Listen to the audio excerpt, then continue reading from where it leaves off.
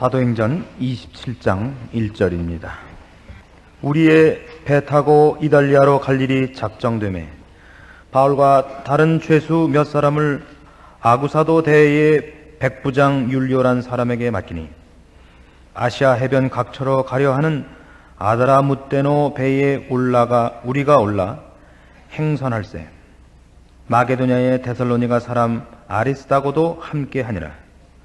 이튿날 시돈에 되니 율리오가 바울을 친절히 하여 친구들에게 가서 대접받음을 허락하더니 또 거기서 우리가 떠나가다가 바람의 거스림을 피하여 구보로 해안을 의지하고 행선하여 길리기아와 밤빌리아 바다를 건너 루기아의 무라성에 이르러 거기서 백부장이 이달리아로 가려 하는 알렉산드리아 배를 만나 우리를 오르게 하니 배가 더디가 여러 날 만에 간신히 니도 맞은편에 이르러 풍세가 더 허락지 아니하므로 살몬의 앞을 지나 그레데 해안을 의지하고 행선하여 간신히 그 연안을 지나 미항이라는 곳에 이르니 라세아 성에 가깝더라.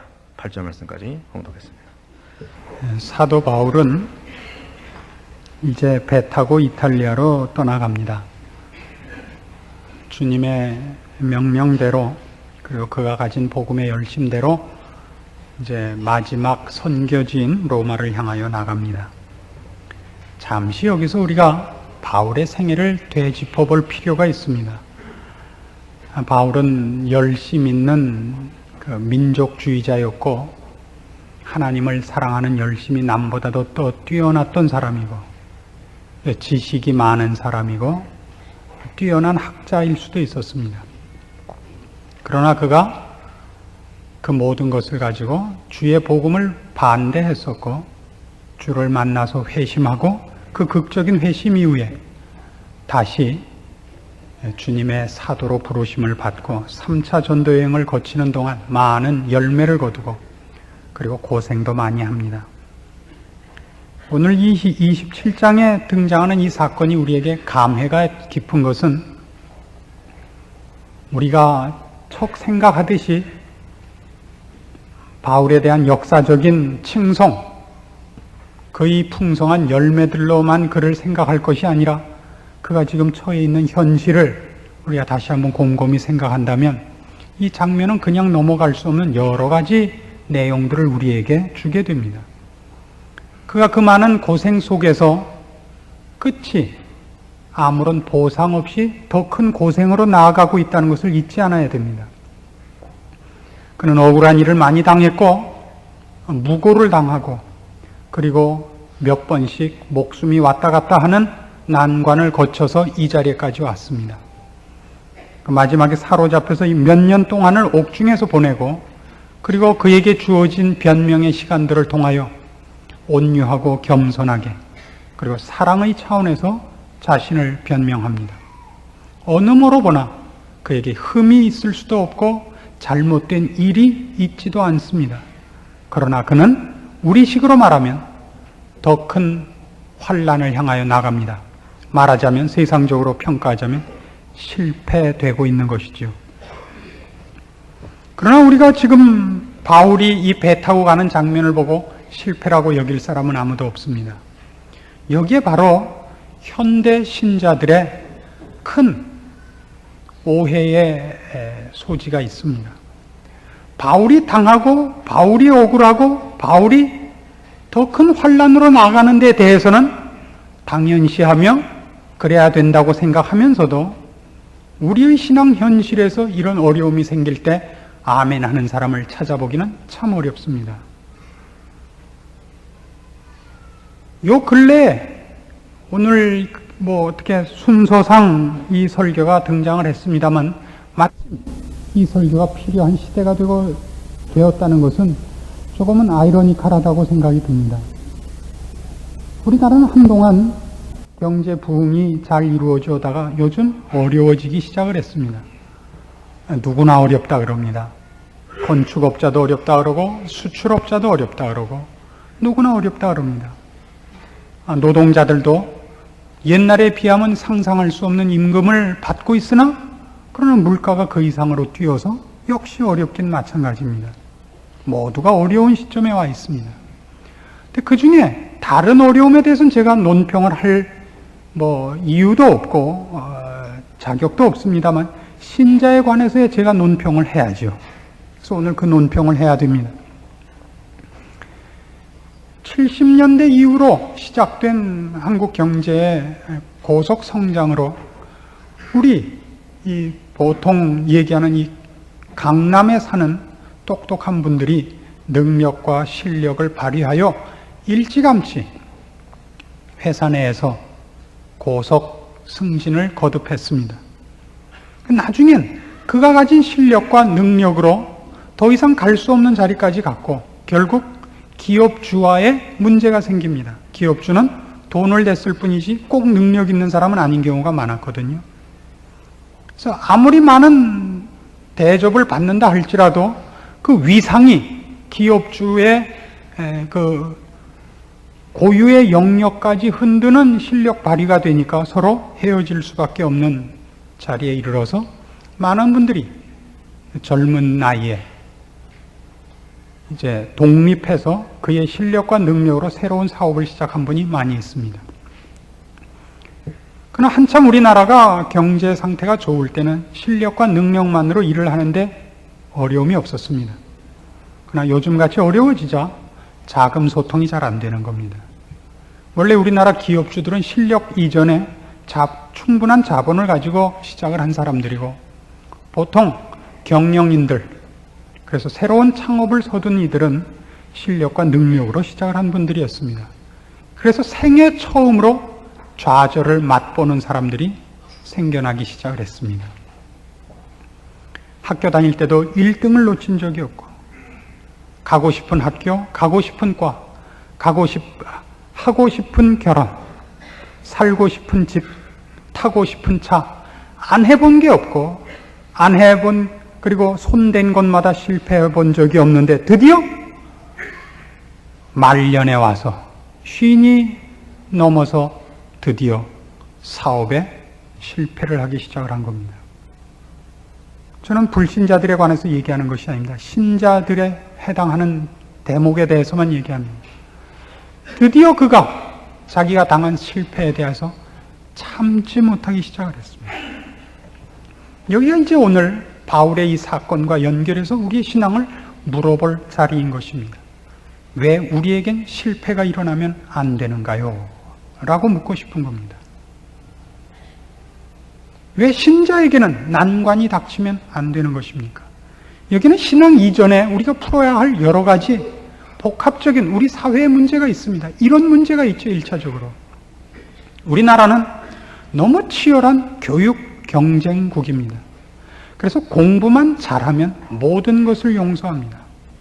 공부만 잘하면 유리창을 깨도 괜찮고 공부만 잘하면 옆집에 불을 놔도 괜찮습니다. 공부만 잘하면 무엇이든지 용서가 됩니다. 공부만 잘하면 눈이 3개 달려 있어도 딸을 줍니다. 그렇죠? 공부만 잘하면 소원이 없는 나라가 돼서 애들이 훌륭해지는 방법으로 공부를 열심히 하라고 독려를 받은 것이 아니라 공부를 잘하면 다른 모든 것은 안 해도 된다는 식으로 공부를 잘하기 시작했습니다. 서양 그 화투격인 카드에 나오는 조카가 되고 말았습니다. 공부를 잘했다는 것으로 다른 모든 훈련을 본인이 포기해도 좋도록 연습이 되어 온 것입니다. 그래서 이 문제의 실패는 다른 모든 것의 실패라고 생각을 합니다. 그리고 이 일에서의 성공은 다른 모든 것의 성공이라고 생각을 합니다. 그래서 이런 걸 모릅니다. 내가 똑똑하고 내가 실력 있는데 왜 사람들이 나를 싫어하는가를 생각을 못하는 사람들이 양산되고 있습니다. 그리고 공부나 사업이나 어떤 일에서의 실패가 인생 모든 것을 포기해야 되는 극단적인 생각으로 몰아가는 그런 단치적이고 가난한 인생을 만들어서 신앙 인격의 풍성함이라는 것을 스스로 포기하게 만드는 결과를 초래케 하고 있습니다. 그래서 이런 걸 물어보려고 하는 것입니다. 공부를 잘하라고 했던 것이 훌륭한 사람이 되라고 요구했던 방법인 것처럼 신앙이 좋아야 한다는 것이 기도를 열심히 한다든가 헌금을 열심히 한다는 것으로 모든 것이 용서받는 것이 아니라 그 신앙이 좋다는 게 궁극적으로 훌륭한 신앙 인격을 가져야 한다는 것을 분명히 하자는 얘기입니다. 그럴 때 우리에게는 실패라든가 성공이라는 얘기가 다시 판단돼야 될 것이고 자신의 인생과 자신이 처한 현실에 대하여 하나님이 우리를 인도하시는 손길에 대한 새로운 조명과 감사가 일어나도록 하지 않는다면 한국 사회가 몰락하는 것처럼 한국 교회도 몰락할 것입니다.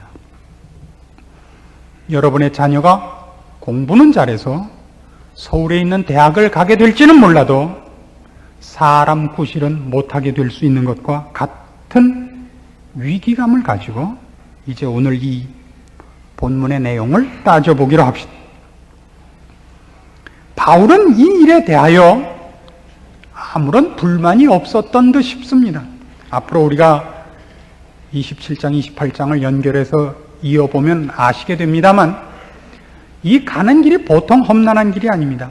거기서 광풍을 만나고 그 배 타고 가는 일이 아주 어려워져 가지고 파선하고 맙니다.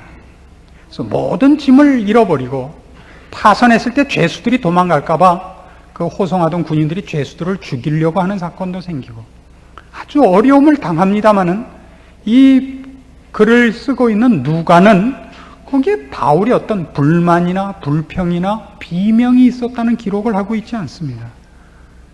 우리에게 상당히 깊은 생각을 하게 하는 장면입니다. 마태복음 5장으로 가보십시다. 13절 말씀 봅니다. 신자란 어때야 하는가? 공부를 잘한다는 것은 무엇을 의미하는가 하는 걸 영적인 차원에서 살펴봅시다. 마태복음 5장 13절입니다. 너희는 세상의 소금이니 소금이 만일 그 맛을 잃으면 무엇으로 짜게 하리요? 14절 너희는 세상의 빛이라 산 위에 있는 동네가 숨기우지 못할 것이요 사람이 등불을 켜서 말 아래 두지 아니하고 등경 위에 두나니 이러므로 집안 모든 사람에게 비치느니라. 빛이 되라 소금이 되라 기도해라 성경 봐라. 이건 분명히 훌륭해지기 위한 열심 있는 공부에 해당하는 것입니다. 그러나 공부를 잘하는 것이 꼭 훌륭한 사람이 아닐 수 있는 것처럼 기도하고 성경 보고 스스로 비치고 소금의 역할에 대하여 열심을 내고 있음에도 불구하고 훌륭한 신자가 아닐 수 있습니다. 그걸 이렇게 얘기합니다. 20절로 갑니다. 내가 너희에게 이르노니 너희 의가 서기관과 바리새인보다 더 낫지 못하면 결단코 천국에 들어가지 못하리라. 빛이 되고 소금이 되라. 다음에 쫓아나오는 얘기입니다. 너희 의가 서기관과 바리새인보다 더 나아야 된다. 서기관과 바리새인들은 주님 앞에 매우 욕먹은 부류의 사람들입니다. 화 있을진저 너희 서기관과 바리새인들아, 너희가 천국 열쇠를 가지고 너희도 들어가지 않고 남도 들어가지 못하게 하는도다. 회칠한 무덤들아, 외식하는 자들아. 외식이라는 거 아시죠? 밖에 나가서 음식 사 먹는 거 아닌 거. 겉만 번지르르 한 이 겉만 호마이카 칠한 썩은 놈들아, 외식하는 자들아였습니다. 그런데 그들이 어느 만큼 외식을 잘했느냐 하면요, 일주일에 2번 금식을 합니다. 11조를 물론 바치고요. 그리고 무엇이 죄고 무엇이 죄가 아니냐에 대해서 아주 세밀한 부분까지 연구하고 어떻게 해서든지 죄를 범치 않으려고 애썼던 사람입니다. 주일날, 지금 우리가 주일로 지킵니다만 그 전신인 구약시대 법으로 가서 안식일에 닭이 알을 낳은 걸 먹는 게 죄냐 아니냐, 이것이 문제가 됐던 사람들입니다. 그런데 그들의 법에 의하면 이렇게 되어 있습니다. 원래 그 닭을 알을 생산해서 그 알을 먹기 위해서 산 닭이었으면 목적이 그 알을 안식일에 먹으면 안식일을 범하는 것이요, 그게 아니라 그 닭을 다른 목적으로 샀는데, 키웠는데, 뭐 아침에 꼭 끼워하는 걸 들으려고 키웠는데 알을 낳았으면 그걸 먹는 건 범하는 것이 아니다. 그러니까 우리가 보면 우습죠. 저들은 뭐가 죄고 뭐가 죄가 아니냐는 그렇게 모든 문제를 하나도 틀리지 않으려고 애썼던 사람입니다. 우리가 지금 쉽게 주님이 저들을 욕했으니까 우리도 쉽게 서기관과 바리새인 뭐 이렇게 비웃을 문제가 아닙니다.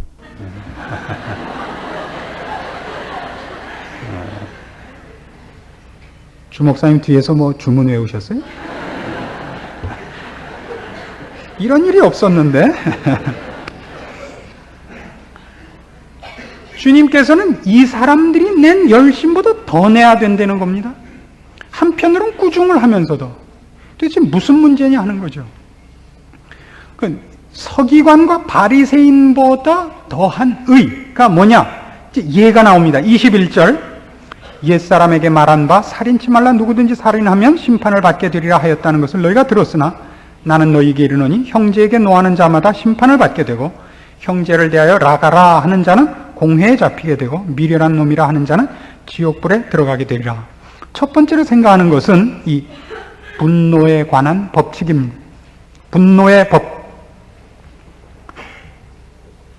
서기관과 바리새인들에게는 살인을 했느냐 안 했느냐가 법을 지켰느냐 저촉됐느냐의 기준이라면 주님은 미움이 있느냐 없느냐가 법의 저촉 기준이라는 겁니다. 왜냐하면 살인은 미움의 열매에 불과하다는 것입니다. 그렇죠? 누가 미우면 우리 마음속에 이미 살인이 일어나죠. 살인은 행동에 불과합니다. 그러나 그 행동이 왜 나왔느냐 할 때 미움이 행동으로 나온 것이니까 그 행동이 나오게 되는 마음 자체를 정화하지 않고는 이 법을 지켰다고 얘기할 수 없다는 것입니다. 자, 그래서 우리 아까 공부 얘기로 돌아갑시다. 공부란 뭐죠? 수학을 100점 맞는다, 영어를 100점 맞는다 이 얘기가 아니라 그래서 내가 학교에서 석차가 몇 등이고 전국에서 몇째냐를 따지는 것이 남보다 더하고 못하는 싸움이 아니라 공부란 성실에 관한 척도입니다. 학생 시절엔 뭘 해야 되느냐? 공부를 해야 됩니다. 공부는 그 나이에 맞는 하나의 책임입니다. 그러니까 공부를 잘하느냐, 몇 등이냐, 경쟁적 상태에서 공부를 잘한다 못한다가 아니라 그가 그때 맡겨진 일을 성실히 수행했느냐 안 했느냐가 결과로 나타나는 것이 성적입니다. 좀 아둔해서 열심에 비하여 석차가 낮을 수 있습니다. 그건 절대 꾸중할 문제가 아닙니다. 그러나 그가 그의 열심을 미련하게 낸 것이라면 고쳐줘야 하는 것이 공부에선 중요한 하나의 훈련입니다. 성실할 것과 지혜로울 것을 배우는 것이 공부의 최대의 목표입니다. 성실과 지혜를 배우는 것. 그것이 공부지 내가 남보다 얼만큼 더 아느냐, 내가 더 잘났느냐 못났느냐를 따지는 것이 공부가 아닙니다. 마찬가지입니다. 살인을 했느냐 안 했느냐가 아닙니다. 그의 마음이 미움의 법칙에서 해방되어 있는가를 묻는 것이 주님이 말하는 서기관과 바리새인의 의를 능가하는 의입니다. 여기서 형제를 대하여 라가라 하는 자라고 되어 있는데 이 라가라는 욕은 당시에 이스라엘 백성들이 쓰던 아람어로서 지금 우리말 뜻으로는 조금 뉘앙스가 정확치 않은데요. 일본어를 아는 사람들한테 아주 정확하게 뉘앙스가 같은 욕이 있습니다. 빠가야로입니다, 이게. 뭐 일본말 쓴다고 뭐 너무 그렇게 노엽게 생각하지 마십시오. 빠가야로. 우리말로 하면 바보입니다. 빠가가 바보. 그러니까 골빈 놈인데 쉽게. 그게 우리말로는 요즘 조금 그렇게 심한 욕으로 안 들리죠. 일본 사람은 빠가야로라는 말을 들으면 칼을 뽑는 욕입니다. 우리한테는 바보 내지 골빈 놈 갖고는 칼 안 뽑습니다. 왜냐하면 그거보다 더 심한 욕이 많아졌기 때문입니다. 옛날 서울 사람들에겐 이 놈이 굉장히 큰 욕이었습니다. 근데 왜 한국 사회에 욕이 이렇게 자꾸 이렇게 풍성해졌느냐면 6.25 덕분이라 합니다. 원래 이남 사람들의 욕은 최고의 욕이 그 이놈 내지 아주 최고의 욕은 연병할 놈 정도였는데 전쟁 중에 육박전을 하다 당한 욕이 뭐냐면 갓나 새끼거든요. 여기서 뭐 완전히 졌죠. 이 육박전 이전에 설전에서 지니까 안 되겠어서 6.25를 하다가 이북의 거센 욕이 이 남에 와서 충만하게 열매를 맺어서 요샌 욕이 요샌 치사찬란합니다. 라가가 그겁니다. 그러니까 여러분이 그런 마음이 아직도 일어나거든 아직 아니다 이겁니다. 산수를 100점 맞았다, 영어를 100점 맞았다가 훌륭한 건 아니라고요. 뭘 안 하면 내가 성실했는가? 내가 지혜로운가? 내가 남과 함께 사는가? 그걸 물어야 됩니다. 여러분의 신앙 기도를 했느냐? 성경을 얼마나 봤느냐의 싸움이 아닙니다. 여러분 마음에 미움이 없는가를 봐야 됩니다. 두 번째는 이겁니다. 순결에 관한 법칙입니다. 27절부터 이렇게 나오죠. 또 간음치 말라 하였다는 것을 너희가 들었으나 나는 너희에게 이르노니 여자를 보고 음욕을 품는 자마다 마음에 이미 간음하였느니라. 작은 집을 두고 사는 것, 또 짬짬이 어디 딴 동네 가서 누구를 은밀히 만나고 오시는 것만이 간음이 아니라 그런 마음을 품고 있으면 간음이다 이겁니다. 우리가 음탕한 문제에 대하여 내 마음이 뺏겨져 있으면 이미 간음한 것이라는 겁니다. 무엇을 보았느냐 안 보았느냐의 싸움이 아닙니다. 그 음란 비디오를 보는 문제가 사회 문제로까지 되어 있습니다. 그걸 봤느냐 안 봤느냐의 문제가 아닙니다. 죄는 눈에 깃들이는 것이 아니라 마음에 깃들이는 것입니다. 눈이나 손은 다 수단에 불과한 겁니다. 그렇게 되지 않았다면 자랑할 것이 없다는 것이죠. 서기관과 바리새인의 의를 능가하지 못하고 있는 것입니다. 요즘은 종종 이런 문제에 대하여 어느 만큼의 오해가 있느냐 하면 얼마 전에 이런 글이 실렸습니다. 어떤 그 강도가 새마을 금고를 털어서 2억 6천만 원을 현금 및 수표로 강탈을 해서 가다가 오토바이가 사고가 나고 이렇게 전복이 돼서 현금이 길바닥에 깔린 겁니다. 지나가던 행인들이 범인을 잡은 것이 아니라 돈을 줍느라고 너무 북적대서 범인이 도망을 못 가게 된 거예요. 돈 줍는데 어디를 비켜주겠어요, 누가? 잡으려면 아무도 안 잡지만. 그래서 범인은 그 자리에서 잡혔답니다. 근데 회수된 돈은 2억 뿐이고 6천만 원 그 잠깐 새 모두의 호주머니로 들어갔는데 그 다음 얘기가 걸작입니다. 이걸 하나님의 은혜로 알고 있다 이겁니다. 하나님께서 나의 가난을 통찰하셔서 도둑놈이 현금을 갖고 가다가 떨구게 하셨다 이겁니다.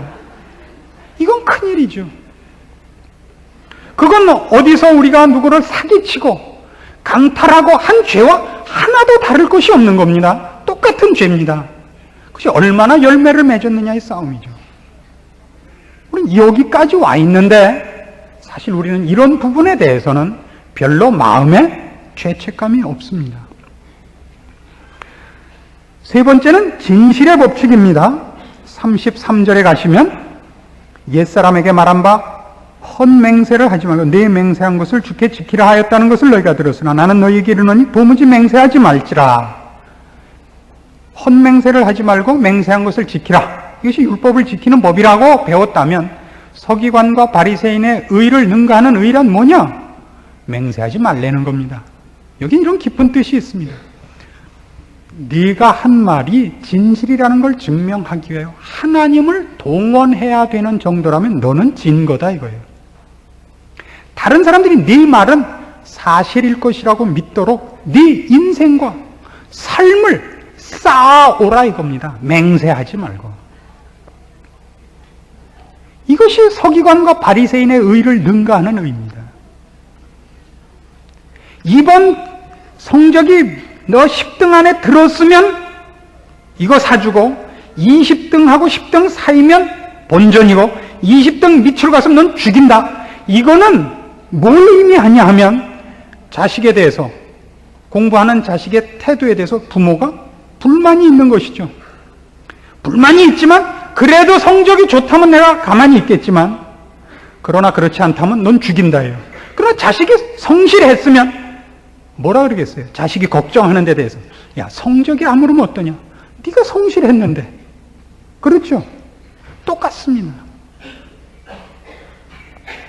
우리의 삶이라는 것은 실패했느냐 성공했느냐가 아니라 실패와 성공에 상관없이 남들이 나를 보면 저 사람은 참으로 하나님의 사람이라, 진실한 사람이라, 성실한 사람이라, 정직한 사람이라 라고 인정해야죠.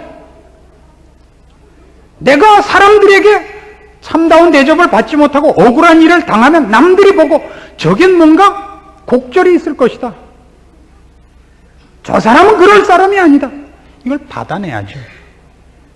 오늘날 우리가 당하는 실패에서 가장 약오른 게 뭐죠? 실패하면 주변에서 천벌을 받았다 그러는 것이요, 실패하면 주변에서 이제 그를 꺾었다고 혼자서 기뻐한다는 사실 때문에 약이 오른 겁니다. 그것으로 자기를 증명하지 마십시오. 1등으로 증명을 하지 마세요. 경쟁으로 자신을 증명하지 마시고 그의 그 된 것, 즉 내가 누구냐로 자신을 증명을 받으십시오. 하나님의 사람 다음으로 무엇을 하느냐 그것으로 판단을 받지 마십시오. 헌금을 얼마나 하느냐, 얼마나 착한 일을 하느냐가 아니라 그 사람 자체를 평가받는 일에 신자다운 싸움을 시작해야 되는 겁니다. 마지막으로 38절을 봅시다. 사랑의 법칙입니다. 또 눈은 눈으로 이는 이로 갚으라 하였다는 것을 너희가 들었으나 나는 너희에게 이르노니 악한 자를 대적지 말라. 누구든지 내 오른편 뺨을 치거든 왼편도 돌려대며 또 너를 송사하여 속옷을 가지고자 하는 자에게 겉옷까지도 가지게 하며 또 누구든지 너로 억지로 오리를 가게 하거든 그 사람과 심리를 동행하고 네게 구하는 자에게 주며 네게 꾸고자 하는 자에게 거절하지 말라. 이 법대로 살면 못 삽니다. 그죠? 이건 결단코 질서와 권리를 무시해도 좋다는 얘기가 아닙니다. 사유재산의 소유 권리, 개인이 자기 자신을 방어할 권리가 있습니다. 여기서 얘기하는 것은 사랑의 법칙입니다. 즉 사랑의 법칙이란 이기심을 벗어나고 있느냐고 묻고 있는 겁니다. 여러분, 성경의 사랑을 이렇게 하지 마십시오. 센티멘탈하게 생각하지 마십시오. 초콜릿을 나누어 먹는 분위기를 생각하지 마십시오. 나는 부드러운 여자여야를 상상하지 마십시오. 그게 사랑이 아닙니다. 매우 오해하고 있는 것 중에 하나가 사랑입니다. 성경은 사랑을 그렇게 얘기하지 않고 이기심과 탐욕을 벗어나고 있는 것, 자기 중심, 자기 욕심을 채우기 위한 악한 마음에서 벗어나 있는 것을 사랑이라 합니다. 그래서 원수를 사랑하려는 겁니다. 내 욕심, 내 이기심 때문에 원수가 생기지 말라고요. 원수를 만나면 가서 이렇게 끌어안고 입을 맞추는 것이 사랑을 하는 것이 아닙니다. 사랑이란 고린도전서 13장에 잘 나타나 있는 바와 같이 여러분도 기억하시겠지만 내 욕심을 채우기 위하여 상대방에게 손해를 끼치지 않는 것입니다. 무례히 행치 않습니다. 사랑은 자기의 유익을 굳지 않습니다. 기다립니다. 견딥니다. 용서합니다. 이게 사랑입니다. 사랑이란 둘이 만나서 눈물이 글썽글썽해지는 게 아닙니다. 우산을 함께 쓰고 둘인지 하나인지 모르게 붙어 안고 가는 게 사랑이 아닙니다. 사랑이란 자기 개인적인 욕심에서 벗어나는 겁니다. 좋을 땐 끌어안고 7살에 만나지 못해서 한이라고 한탄하다가 1년 만에 헤어진 사람을 하나 둘 본 게 아닙니다. 이름을 꼽으면 전화번호 부책보다 더 많게 나오는 것이 일어난 부부입니다. 왜 그렇게 됐죠? 사랑이라는 것을 오해하고 있기 때문입니다. 자, 이 문제를 우리가 감당할 수 있습니까? 못합니다. 성경이 얘기하는 건 이겁니다. 이건 어떻게 해야 생기는 것이냐? 마태복음 5장 앞절에 가서 보십시다. 팔복을 다시 한번 음미할 필요가 있습니다. 그 해답으로 3절 심령이 가난한 자는 복이 있나니 천국이 저희 것이며 애통하는 자는 복이 있나니 저희가 위로를 받을 것이며 온유한 자는 복이 있나니 저희가 땅을 기업으로 받을 것이며 의에 줄이고 목마른 자는 복이 있나니 저희가 배부를 것이며 긍휼히 여기는 자는 복이 있나니 저희가 긍휼히 여김을 받을 것이며 마음이 청결한 자는 복이 있나니 저희가 하나님을 볼 것이며 화평케 하는 자는 복이 있나니 저희가 하나님의 아들이라 일컬음을 받을 것이며 의를 위하여 핍박을 받은 자는 복이 있나니 천국이 저희 것임이라. 이것이 다 뭐죠? 우리의 심성을 논하고 있습니다. 그 심성이 무엇을 향한 것으로 되어 있는 걸 요구하죠? 거룩한 것입니다. 이기심을 벗어난 것을 말합니다. 자기의 존재를 위하여, 자기의 가치를 위하여 남을 짓밟는 마음에서 벗어난 상태입니다. 이거는 이 문제에 관한 한 우리는 할 수 없음, 무능함, 우리 안에 그 일을 만들어낼 조건이 없음을 인정할 수밖에 없습니다. 그걸 깨닫는 것이 자신이 죄인이라는 걸 깨닫는 것입니다. 심령이 가난해지는 것이죠. 우리는 애통할 수밖에 없고 우리는 우리 안에 이런 마음을 가질 수 없음에 대하여 의에 줄이고 목마를 수밖에 없습니다. 우리 안에 그것이 없습니다. 파산 선거를 해야 됩니다. 그래서 신자는 범죄한 자를 향하여 침을 뱉을 수가 없습니다. 저 사람은 범죄를 행동으로 했고 나는 열매만 맺지 않았지 같은 씨와 같은 나무를 갖고 있다는 것을 인정할 수밖에 없기 때문입니다. 그래서 모든 신앙이란 뭐냐? 서기관과 바리새인의 의를 능가하는 의의 자리에 가는 것입니다. 그것이 신앙이요, 공부요. 그 공부가 훌륭해지는 공부입니다. 언제나 나를 내가 주관하지 않고 하나님이 주장하시도록 순종하는 것이 신앙의 핵심입니다. 내 성질, 내 욕심, 내 방법을 앞세우지 않고 나를 비우는 싸움이야말로 모든 신앙적인 모든 공부, 그 공부가 훌륭해지는 대로 하나님이 요구하시는 자리로 가는 유일한 방법입니다. 십자가를 지고 자기를 부인하셔야 됩니다. 그럴 때 우리에게는 실패가 있을 수가 없지요. 하나님이 나에게 포로가 되라고 하면 포로를 당하는 것이요, 돌에 맞으라 그러면 돌을 맞는 것이요, 실패하라면 실패를 당하는 것입니다. 사도 바울은 친히 그 일을 묶어서 이렇게 얘기한 적이 있죠. 우리 중에 아무도 자기를 위하여 사는 자가 없고 자기를 위하여 죽는 자도 없도다. 우리가 살아도 주를 위하여 살고 죽어도 주를 위하여 죽나니 그런즉 사나 죽으나 우리가 다 주의 것이라. 그겁니다. 주께서 나를 로마로 보내기로 했다. 그럼 로마에 가는 겁니다. 그것이 그에겐 기쁨입니다. 성공이고요. 그 가는 길을 파손하게 한다. 그럼 거기엔 하나님의 깊은 뜻과 지혜가 있다고 순종하는 겁니다. 실제로 살펴보면, 앞으로 살펴보겠습니다만, 실제로 하나님의 기쁘신 뜻이 그 가운데 있습니다.